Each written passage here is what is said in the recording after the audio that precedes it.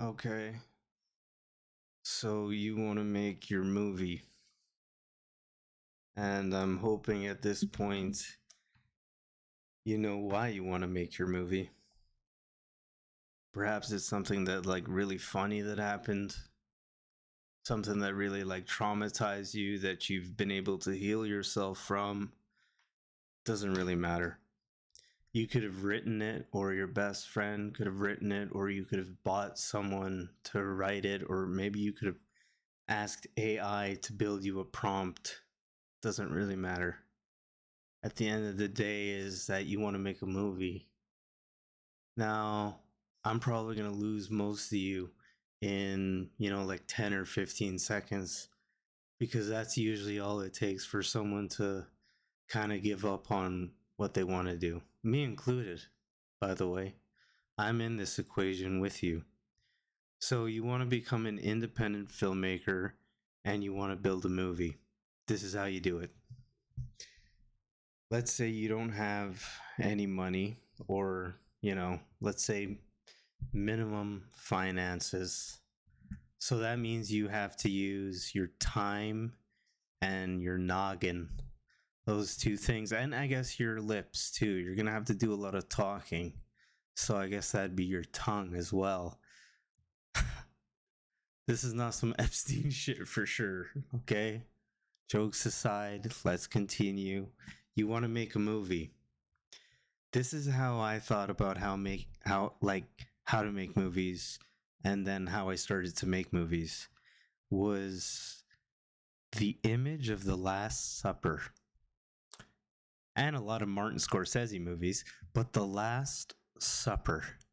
Think about how like Jesus was surrounded by, friends and family, and the movie Mother, with the exclamation point. I'll have to rewatch that myself, but the movie Mother, there was a sequence where there was a ruby in the one of the protagonist's rooms, and it encapsulates like the metaphor of what it means to pour your soul into something. And what I'm trying to get to is the Last Supper is the crew. It's the cast and crew. It's the cast and crew with really good food. Okay, guys? So, we're going to make a great movie, but how to make a great movie is to have a great team, is to have a dinner with everyone at the table. And if you can do that, if you can manage that, we'll be able to manage making a great film. Now we can sit down and we can do episodes on how to make great shots and how to be cinematic, and Scorsese how to understand what visual literacy means. I think that's huge, and we can actually dissect modern filmmakers too and how they kind of reimagine that idea. We can look at directors like Christopher Nolan to begin with, because he's like one of the more simpler ones, but also one of the most popular ones, which is not really surprising. But how to make a movie, I'll tell you right now. So what you're gonna have to do is you're gonna have to go find channels. Think about channels like Facebook, Mandy, Casting Workbook, the Actors app.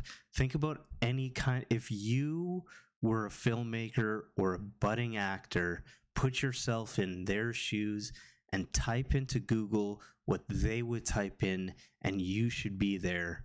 Because when you provide them a space to work in, when you provide them an opportunity to actually be a part of something that you think you can manage, then you're providing that Last Supper in a lot of cases. And we don't really have that much anymore. And I haven't been doing that in a long time either. So, it's been a while since I made my last short film, right?